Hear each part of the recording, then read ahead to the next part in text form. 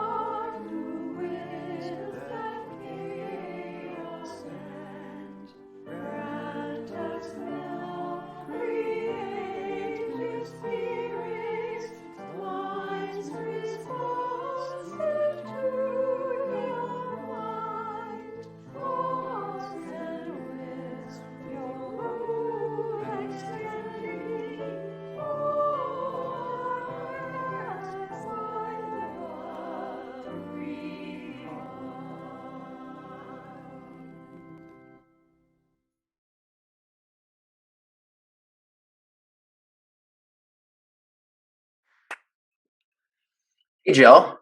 Hello. So good to see you. Thank you for being with us. Yeah, it's good to be here. I'm so excited to be back at Red Deer Lake.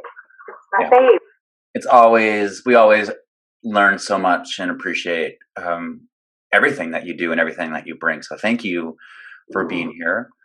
Um, as I'm sure you know, it's been a whole year since the whole pandemic happened. Yeah, it's wild.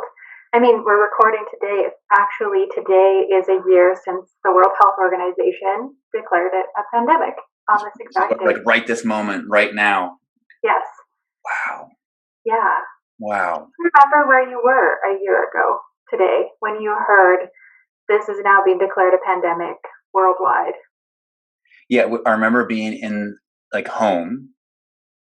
And up until this point, like it had been growing more and more serious, but was still something happening somewhere else to somebody else. And Mm-hmm. even when they declared it, I remember we were here, my father in law and I were installing new floors. Mm, And we're like, does that mean you need to leave? But I need you to finish the floor, so please don't go yet. right. And it was still something that wasn't really sure of until a couple of days later when everyone started like, no, we got to close down. Let's shut this change how we live, then it became very real to me. Yeah. Yeah. But I remember just being at home and hearing the news and not really knowing how to process it because I've never been through a pandemic before. And I didn't really know what that meant. Mm-hmm. And Me too. where were you? I was at a nonprofit that I was working at, and it was interesting because some of the folks that one person in particular I was working with did a lot of work within the HIV community and was processing. Oh wow, this is reminds me of some of the language that was used during the AIDS crisis.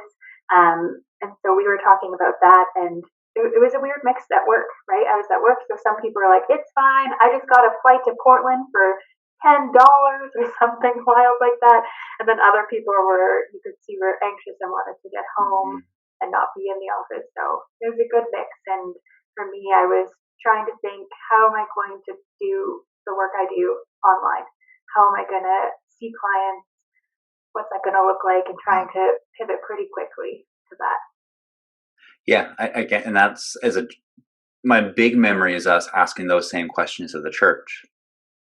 Because this fundamentally, and in your work too, like how do we move to this medium that we're on right now when we're used to being across from each other in person? Yeah. And everything, it feels, got flipped turned upside down, to quote the Fresh Prince. Yes. And um, it's been a whole year of that. Yeah. It's wild. So bananas. And part of what we want to do as a church this week is honor that. And I wanted to bring in you because I'm not really sure how, because how I feel 12 months in is different than I felt 6 months ago or 11 months ago. Mm-hmm. And I'm still processing stuff. It still feels new, but yet it's kind of become normal.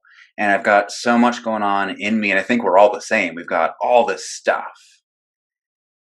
And as we begin to kind of honor the anniversary of it, but begin to kind of look up to the horizon where there's some light finally shining, like real legit light on the horizon. Mm-hmm. I'm wondering if you have any tips for us about how to understand all this, but also what do we do as humans? How do we recognize and process, name, or whatever the stuff that we're carrying so we can begin to step out into whatever is next? Yeah. Uh, I first thing I want to do is name that what's happening right now is not normal. Even if some days feel normal, moments feel normal, even months at a time have maybe felt normal for some of us. Maybe that's very different than other people, but the first thing I always name with my clients, and I have to say it often, and then we say it in our house often, is this is a global trauma. This is a collective trauma that we're experiencing. And so some of us might be traumatized by this, others might not. Hmm. So it is a trauma. We are all experiencing it. And, trauma impacts all of us differently. That's the most important part. I think of the work of Dan Siegel, and many trauma therapists now use an idea called the window of tolerance. And so our window of tolerance is this like sweet spot where it's like we can function, we can handle stress. I sort of think of it like, today's a beautiful sunny day. When you're looking out the window and it's sunny and it's nice and it's just this sweet spot of this window where you can do the work, you can be yourself. And that window gets smaller when we experience trauma. And so some of us already have a smaller window because of life circumstances, other traumas, other experiences that we've had. Some had bigger ones, but all of our windows shrunk. And so there's two things that happen when our window shrinks.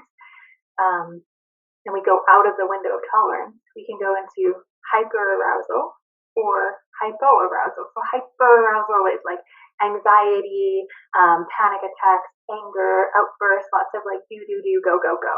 And so you can even think about the people in your life who in the pandemic have done that, those are the people that are like, I went and bought 5 pounds of yeast and I've made 18 times like tons of bread this week, right? Like that's the hyperarousal. Hypoarousal is numbing out, spaced out, totally disconnected, dissociated. And we can favor one or the other, but we can experience both. Yeah. And so our window's gotten smaller. That's the thing to name, that this is not normal, right? Even if we have moments of normalcy, it's not, we're in a global collective trauma. So those are trauma responses that we're all experiencing in different ways because our window, just because of everything that we're going through, it just keeps getting smaller and smaller and smaller. Yeah. And, some of us, due to some of the resources or resiliency that we do have, maybe the window has shrunk a little bit. And some of us, maybe our window's growing this year, where we've really, like, I know I don't know if you've experienced this with friends or family members, where they just sold everything, moved out to a different place, started the quote unquote life they always wanted because they had this forced change and they might not have looked at their life differently. So there's some people who've taken this as an opportunity of resilience as well. So it's a real mix and it's different for all of us at different times. Can you help me understand what trauma is? Yeah. How is that different than just like a bad day or a wound, but because we hear the word and it's like it's heavy. Yes. And it seems appropriate for like a pandemic, but what's a way for us to understand how to hold and understand trauma? Such a good question, and so many people will say different things. But what I also know is many people don't want to identify trauma as something they've experienced because of the narrative around it, that it's so like the stigma around that. But I want people to know that there was like hyperarousal, hypoarousal. Those are normal responses to abnormal situations. Like I said, this is not normal. The fight or flight or freeze responses, those are there to keep us safe. And those are like, that's our body and our brain doing what it needs to do to keep us safe. So I would say trauma is anything that threatens us, right? Our safety is like a threat to us. Usually, I know people often think of like war, like a threat to life or car accident, something like that. Those for sure. But even the pandemic, it's a threat to our safety right now. And so therefore it forces us into this position where we do one of those three things because it's just kind of disrupted our comfort and our sense of, whether it's internally or externally, our sense of safety, identity, purpose. It throws all that up in the air. And we're just kind of like being like, and so we go into one of those things.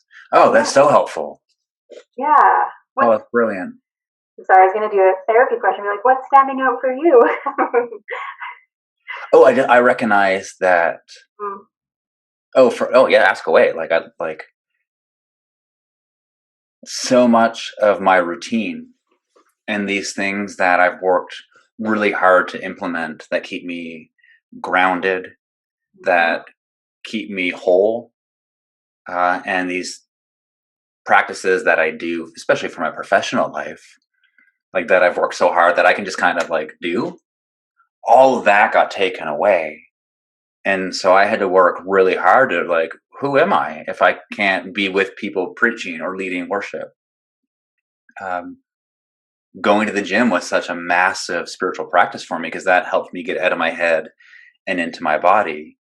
And it's only then that I could like deal with my emotions. And having that taken away, I just lived up here for so long. And that was a really helpful way to understand, oh, that's what I was feeling. That's why I haven't been sleeping. That's why I feel so thin. That's why I weave between baking bread or learning about curry or like cleaning up. It's just all these trauma responses. Yeah. It's something that was not normal. Mm-hmm. And so taking that shame and destigmatizing it was also really helpful because like, yeah, this isn't normal. And it makes me think of that like Brené Brown line of like, FFTs, like first F in times, Mm-hmm. are going to be really hard Right. because of this. And this is one of the, like, it's just disrupts everything. Yeah. Yeah. And I mean, people who are watching, maybe Nick, you can relate to this. Even the seasons have changed throughout this year. And Mm. so at the beginning, it was spring. It's like this time of year where there's this hope of spring, and that felt okay, even though it was scary. And I think in the summer we had some more opportunity to be creative and be outside with people. And then the fall hit, and numbers were going up. And I don't know, for the folks that are in Alberta, we had that cold snap in February. That was a Yes. rough time for people So because hard. we have been adapting and we've been creative. And January was such a beautiful month, and we were like, okay, well, this is okay. And like vaccinations are getting here, and we're seeing some of that hope. But then that cold front hit, and that was a hard time. And so, Hmm. it's changing. It's constant change right now. And all change, even good change, is a loss. And grief and loss is a really big part of this as well. Yeah. Oh, yeah, for sure. And so for those of us then, for all of us who are in the middle of that, what's something we can do to recognize that, to help us process some of that trauma, um, maybe collectively, but also individually? Is there something that you recommend to your clients or to just everybody right now that can help us learn how to hold that and move towards kind of healing and a new sense of, I don't know, peace or grounding or whatever the goal is? Yeah, I think the first thing is often naming that, right? When I said people don't want to say, "Oh, that's what I've experienced," but when we can say like, "Oh, this has been hard," and here is, you're talking about lament, right? Hmm. This, and we can lament everything, right? When I say all change, even good change, is grief and loss. We've had so much loss this year. People have lost their job. People have lost loved ones. People have lost, like, different freedoms, right? Different beliefs. And so lamenting that, acknowledging that is a really big part. And then there's also this part of looking at resiliency and saying, okay, how can I care for myself? What do I need to do that's different? And how can I grow my resiliency as well through this? Yeah, I love that. I love that. Just it makes me think of, yeah, lament, but also makes me really remember just how powerful storytelling can be when we learn to tell our stories without shame and with courage and vulnerability. It's such a powerful way to own parts of our past, especially the parts we don't really like. But Mm-hmm. it has this ability to make those things we talk about not have power over us anymore, and to kind of destigmatize it, but say, yes, this happened. It's informed me, but it does not control me. Right. It kind of puts us back in the driver's seat of learning to name it and talk about it in a way that's open and courageous, but really does that powerful work of helping us not be defined or oppressed by it. And it's interesting because as you're talking, I'm like, oh, that's such a cognitive strategy, which is such a helpful tool. But I also want to tell people that when we're actually not in our window tolerance, we can't do a cognitive, we can't think. Wow. It's sort of like thinking about a toddler having a temper tantrum. You wouldn't go up and just be like, well, what's wrong now? Explain to me what happened, because you need to relate, like, some of this language is coming from Bruce Perry, who does the neurosequential model and talks about first you need to regulate before you reason with somebody, right? And so we can do that for ourselves, right? So that cognitive strategy is important. But so if you're in that hyperarousal, it might be something of like putting a hand where you feel the stress and taking a breath, slowing things down, going for a little walk around the block and noticing things, notice what's different. So coming back into the body, if you're in that hypoarousal, sometimes I'll get clients to do like 10 push-ups quickly in the room against a wall or something. So maybe it's not like to get back into your body or to name things. A lot of communities will do song. So I know that song is a really big part of church community, right? That actually can be a healing part. So maybe you can't find the words, but you find a song that can represent this year for you and what you've experienced. And you can hum along to that, humming, singing, rocking back and forth. These are also really soothing for trauma responses. So you've just given us two really wonderful practices that we can do. One, that art of storytelling, and when we're grounded enough to name it and to try to have power and ownership over it, but also if we've kind of flipped our lids and we're just up or down, hypo or hyper, right? Hypo, yeah, you got it. What are those things that we can do that bring us back into ourselves, that calm us down, that bring us back into our window, so that we can kind of move to that cognitive, maybe more other kind of practice. Yeah. And it's all valid, like it all counts. So maybe you can't find the words today to connect, but maybe you can, find that song or find that rhythm in your body, or even just like a sound. Like, I don't know if anybody else has gone and just like yelled in their car or something, or in a field. It's like the best thing, just like it's cathartic, right? And it feels good for a reason because it's moving the stuckness. Yeah, I found myself. No, I'm gonna ask a question first, because you might know this. Are these sometimes things we'll just naturally find ourselves doing? Yes. Because over the past year, I've sighed a lot. Yes. Way more than I used to. Yeah. And it wasn't until Dom was like, "You're sighing a lot." Like, is that you doing something?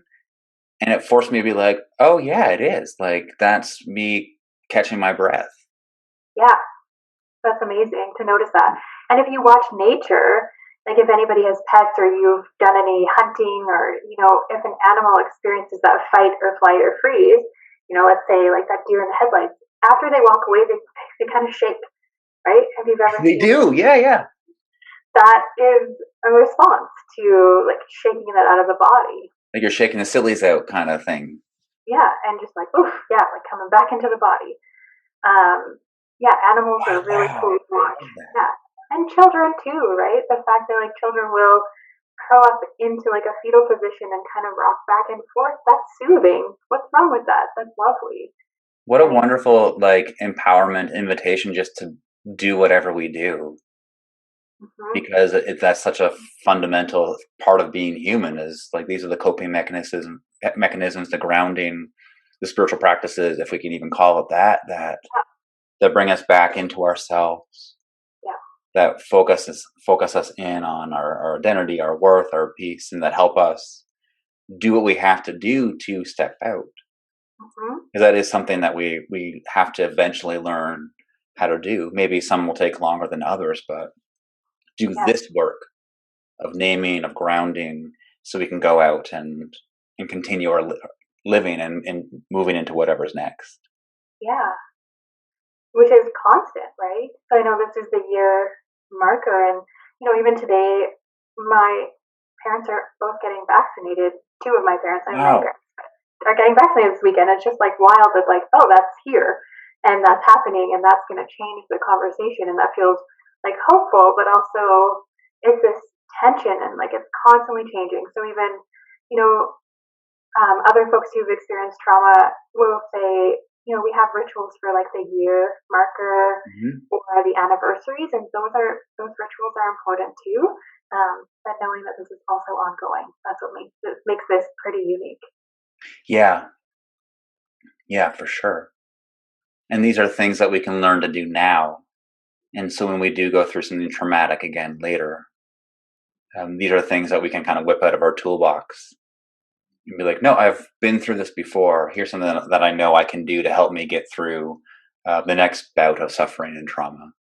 Hmm. Yeah. Oh, that's so helpful. That is So, so helpful. Thank you. hmm, And I yeah, think a lot of us needed to hear that of just telling stories or just find that thing that helps you. yeah. Our bodies have really good information, and sometimes it's giving that opportunity to listen to it, right? Yeah. That is so good. Thank you. Yeah.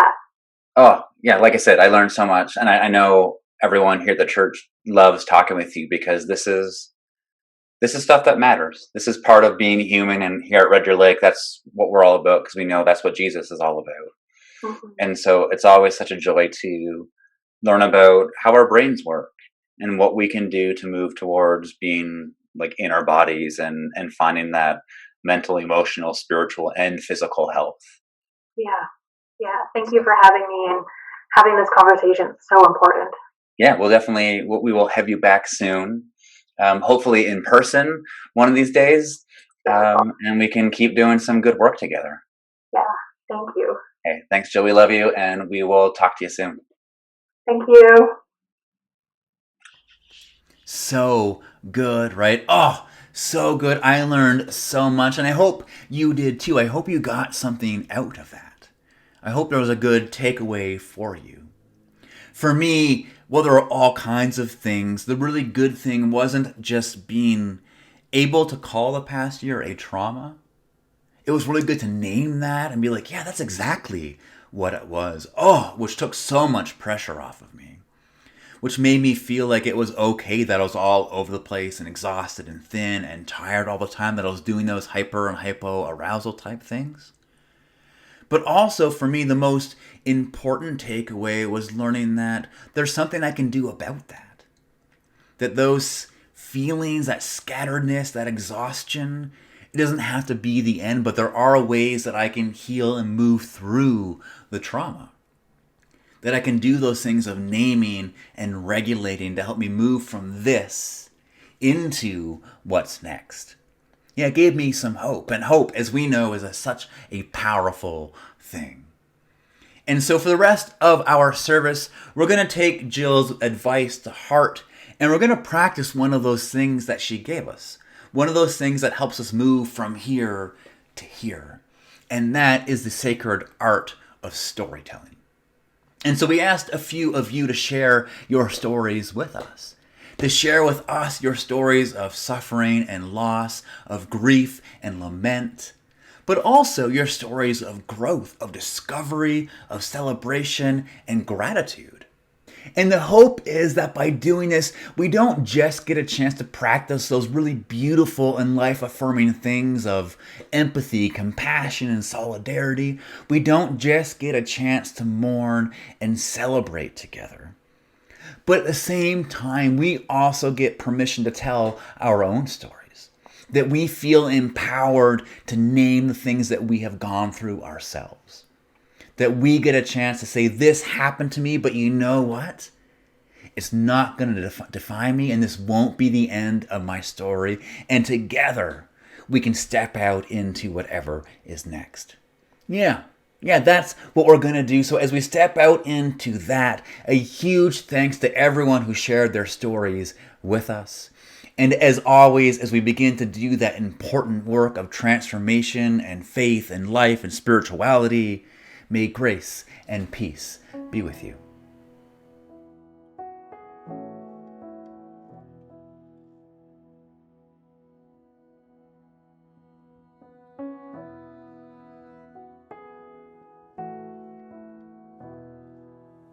Hey church, Pastor Nick asked me to share something that I miss about in-person church services, and my goodness, do I miss it all.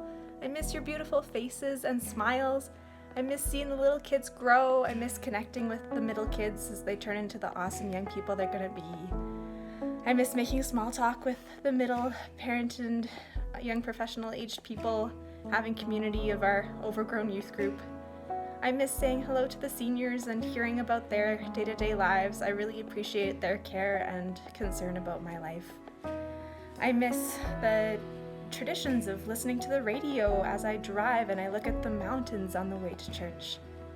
I miss our beautiful building where I grew up and made so many friends and connections. But I miss you. Hi. Hi.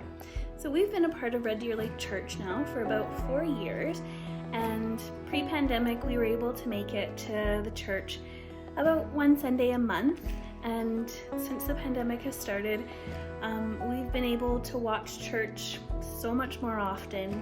Maybe not even on a Sunday, but we've been able to really take time and get into a space where we can enjoy the services and really sit down together and watch. It's been really great. Hey everybody, Andrew here.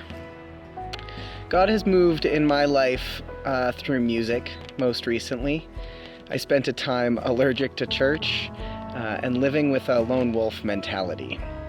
When the pandemic hit, it really highlighted being alone, and I started to reflect on the concept of aloneness. When I heard songs that I've heard 100 times over, like Crystal by Fleetwood Mac, I started hearing new and striking things that I'd not found interesting in the past. And I also started hearing new music that really captured things I felt about returning to a spiritual practice, like CB Radio by Muscadine Bloodline. God was clearly moving in my life, and it was my turn to move too. I leaned into my shyness and nerves and connected with Red Deer Lake United Church. Here, I gratefully found a beautiful and welcoming community. Having connected and engaged in a spiritual practice, it has reminded me that loneliness and physical aloneness are separate. God is here and everywhere. Community is here, and connection is possible when I lean in and do some work. Having God move in my life helps me move forward with gentle understanding, radical love and trust, and most of all, hope. Thanks.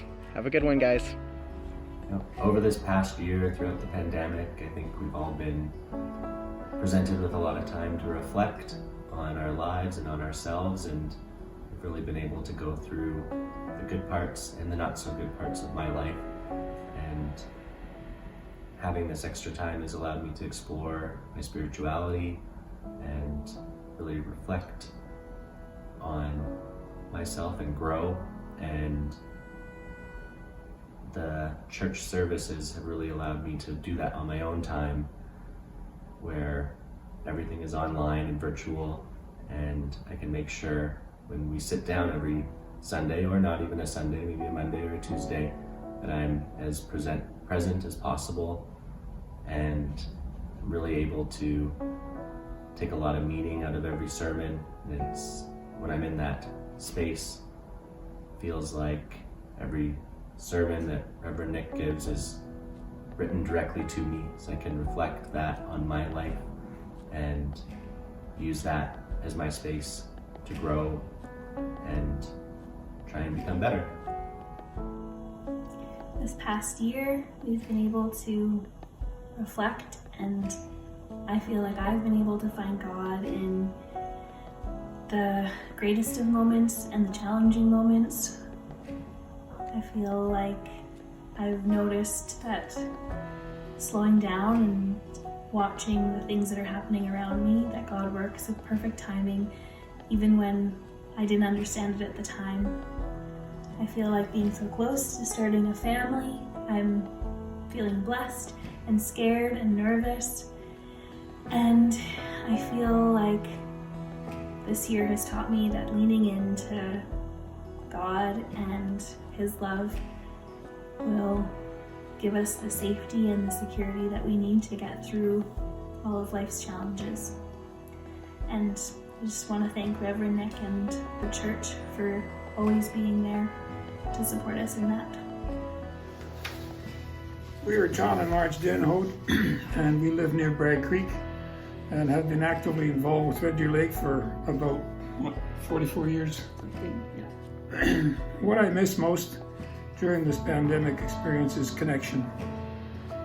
Keeping in touch with many people we meet on Sunday mornings and other events such as the On the Edge concert series.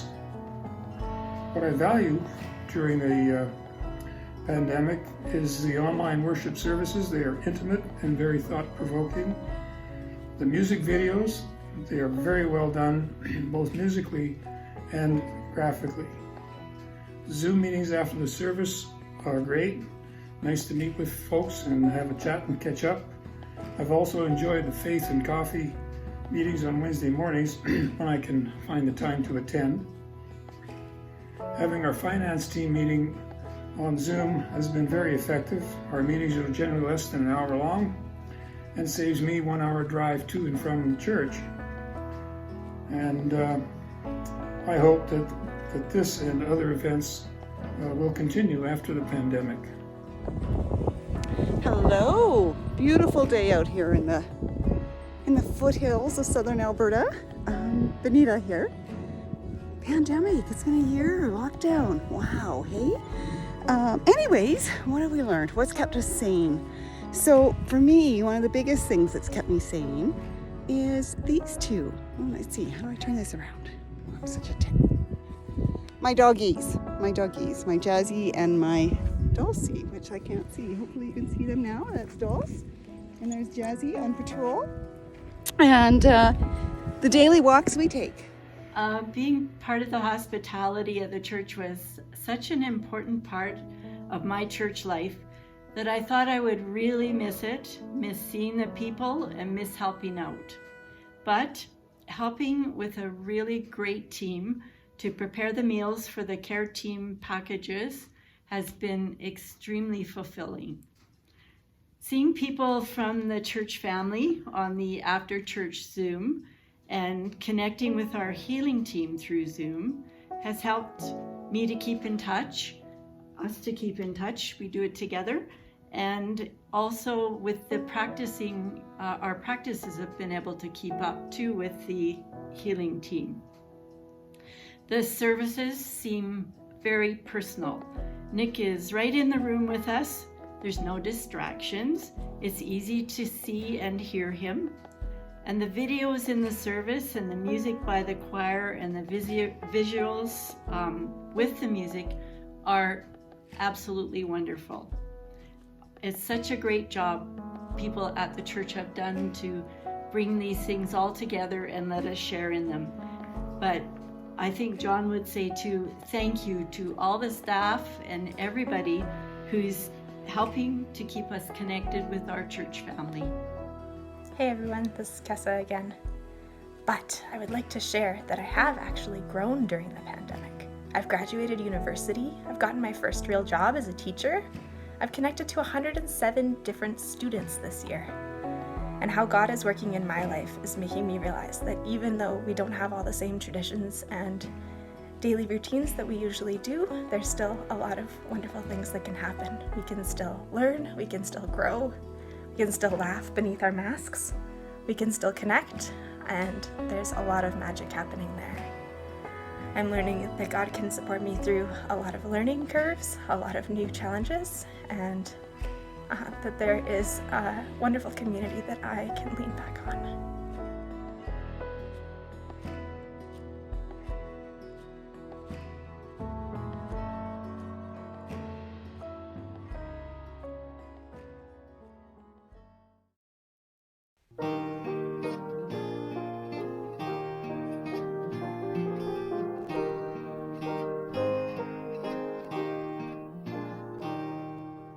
Love divine, all loves excel.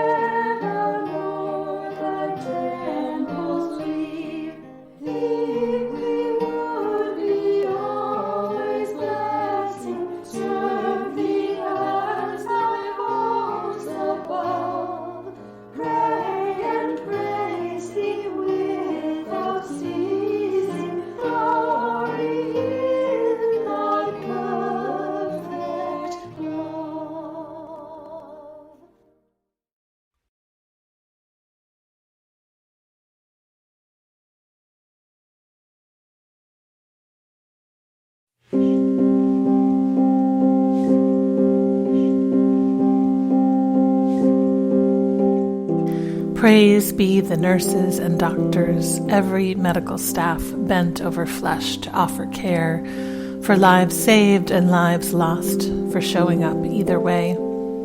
Praise for the farmers tilling soil, planting seeds so food can grow, an act of hope if ever there was. Praise be the janitors and garbage collectors, the grocery store clerks and the truck drivers barreling through long, quiet nights. Give thanks for bus drivers, delivery persons, postal workers, and all those keeping an eye on water, gas, and electricity. Blessings on our leaders making hard choices for the common good, offering words of assurance. Celebrate the scientists working away to understand the thing that plagues us, to find an antidote, and all the medicine makers. Praise be the journalists keeping us informed. Praise be the teachers finding new ways to educate children from afar, and blessings on parents holding it together for them. Blessed are the elderly and those with weakened immune systems, all those who worry for their health. Praise for those who stay at home to protect them. Blessed are the domestic violence victims on lockdown with abusers, the homeless and refugees. Praise for the artists and poets, the singers and storytellers, all those who nourish with words and sound and color. Blessed are the ministers and therapists of every kind, bringing words of comfort. Blessed are the ones whose jobs are lost, who have no savings, who feel fear of the unknown gnawing. Blessed are those in grief, especially who mourn alone. Blessed are those who have passed into the great night. Praise for police and firefighters, paramedics, and all who work to keep us safe. Praise for all the workers and caregivers of every kind. Praise for the sound of notifications, messages from friends reaching across the distance. Give thanks for laughter and kindness. Praise be our four-footed companions with no forethought or anxiety, responding only in love. Praise for the seas and rivers, forests and stones who teach us to endure. Give thanks for your ancestors, for the wars and plagues they endured and survived. Their resilience is in your bones, your blood. Blessed is the water that flows over our hands and the soap that helps keep them clean each time a baptism. Praise every moment of stillness and silence so new voices can be heard. Praise the chants and slowness. Praise be the birds who continue to sing the sky awake each day. Praise for the primrose poking yellow petals from dark earth. Blessed is the air clearing overhead so one day we can breathe deeply again. And when this has passed, may we say that love spread more quickly than any virus ever could. May we say this was not just an ending, but also a place to begin.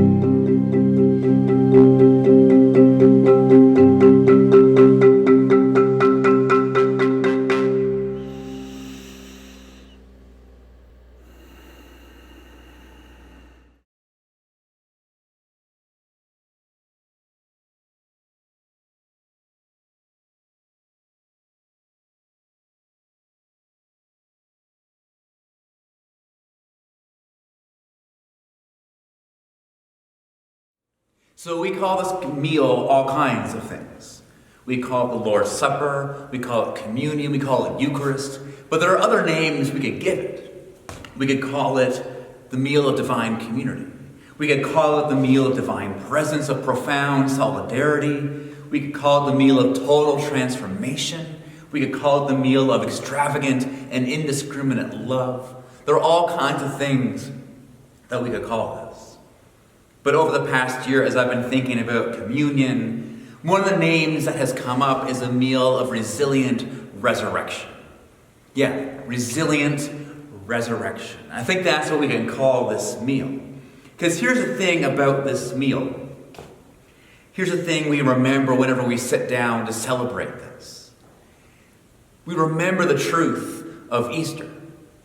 That death is not the end, that the worst thing is never the last thing, that it's too early to give up. And here we find what we need to move through death, despair, and struggle. Here we discover courage. Here we find imagination. Here we find perseverance. Here we find what we need to move through those things and discover the one thing that resurrection always says to us. We are still here. Yeah, we are still here, despite it all, despite that everything that we've lost, that we've given up, that we've struggled through, that we have felt, we are still here. And we find in the bread and in the juice, the wine or the coffee or tea, whatever you've got, we find in these things the very presence of God, the things that we need to keep on going and rise up to realize that we are still here. Ready to keep telling our story. Ready to keep standing up and speaking out. Ready to keep growing and changing and becoming. Ready to step out into whatever God is calling us to be. And maybe right now we need this meal.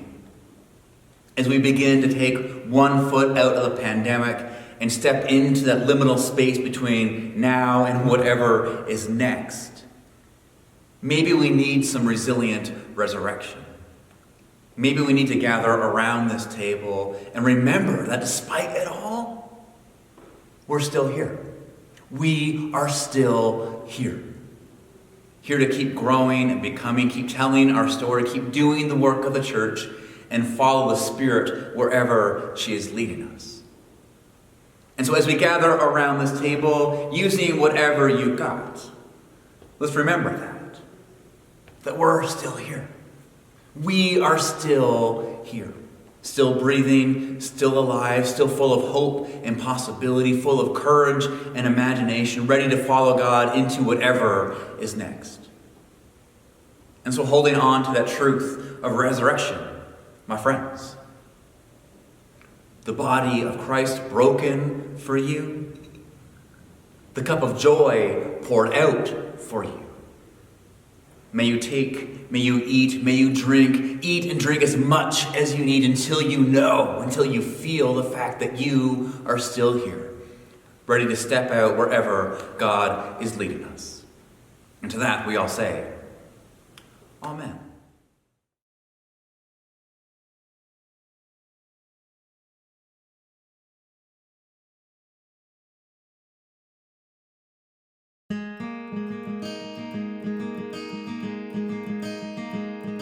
I've been lost before. I've taken a few too many left turns. I've been full of doubt, self-hatred, that old familiar wheel turns. I'm looking for a sign, a guide to give me hope, something to tell me which way to go. And yet we do not lose heart. Outwardly we waste away. Inwardly we're renewed day by day. And yet we do not lose heart. Outwardly we waste away. Inwardly we're renewed day by day. World's a pretty place, full of trauma, darkness, and a flawed faith. I've been full of rage. Might my expectations be too high again? I'm looking for a sign, a guide to give me hope, someone to tell me keep on going. And yet we do not lose heart. Outwardly we waste away. Inwardly we're renewed day by day. And yet we do not lose heart. Outwardly we waste away. Inwardly we're renewed day by day. Renewed day by day.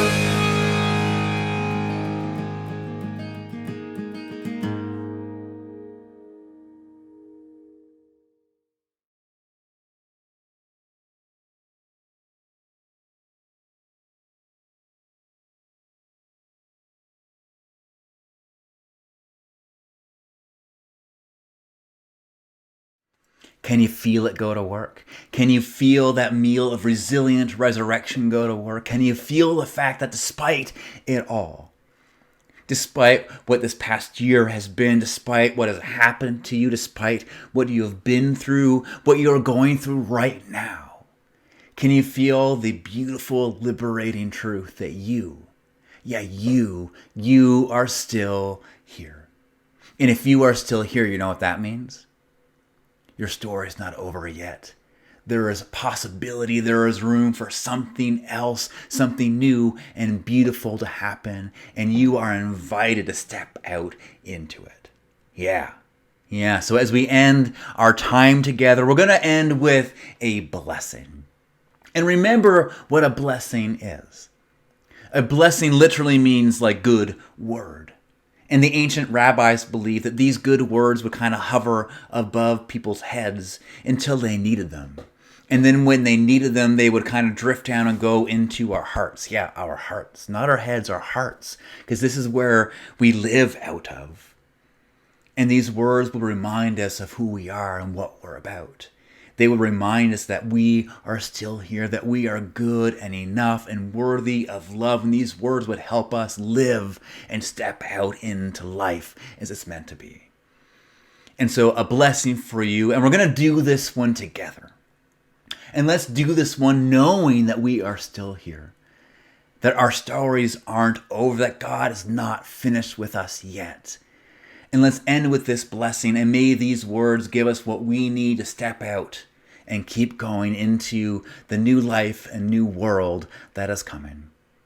And so a huge thanks to everyone who helped make our service happen, everyone who shared their stories with us, and to you for showing up. And my friends, knowing that we are still here, knowing that we are not alone, let's end with this. We are made in the likeness of eternal creativity.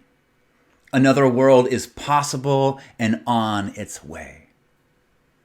Its insistence moves us into being and imagines us worlds beyond our hopelessness. Another world is possible and on its way.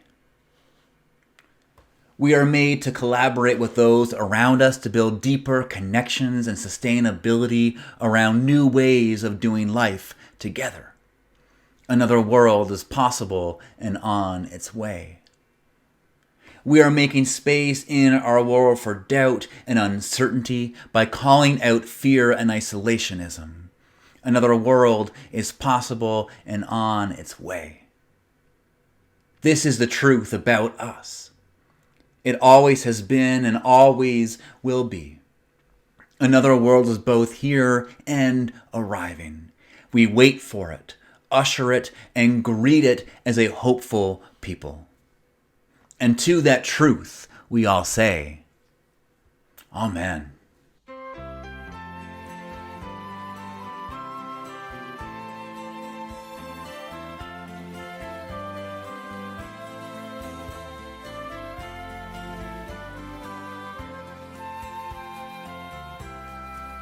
We are companions on the journey, breaking bread and sharing life. And in the love we bear is the hope we share. For we believe in the love of our God.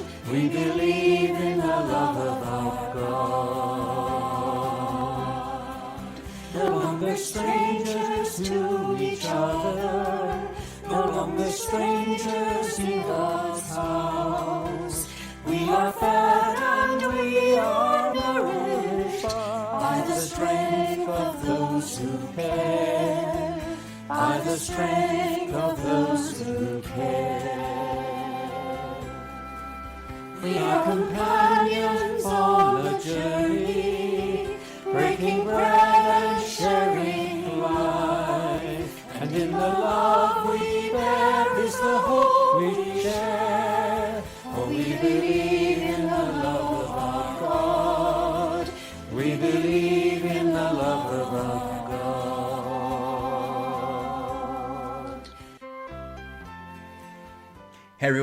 Again, before you leave, a quick thank you for being here. It means the world that you are here. Because it's been a year. It's been a year of doing this, and as wild and bananas as that is, it means the world to all of us here at the church that you are joining in this with us. That you have found new ways of connecting, that you've moved through discomfort and awkwardness and first times, getting used to new rhythms and habits. It means the world that you've moved through all of that, and are here with us. That's a big deal. Give yourselves a pat on the back, a high five, whatever it is that you do, because, hey, it's been a year, but like we've been celebrating, we're still here. Here we are, alive, breathing, and full of hope. So thank you for being here. Thank you for having been here. And thank you for sticking around for whatever is next. We'd love to see you in our Zoom call. We're going to start right now. Click on the link below. In fact, click on all the links below. Take a minute to click on the links below. I think Jill even gave us some information on dealing with and recovering from trauma that we'll put down there. If you like what we're doing, if you believe in hope, purpose, connection, sustainability, transformation, there's a link where you can donate to our church. All of it helps fund this good work. And there are some more links to find out other stuff that we do, things that you can be a part of. Yeah, go click all the links and then click on the Zoom link and come and join us for a time of community and connection in continuing this good work. And so, my friends, as always, may grace and peace be with you. Amen. We love you. We miss you. We'll see you back here soon.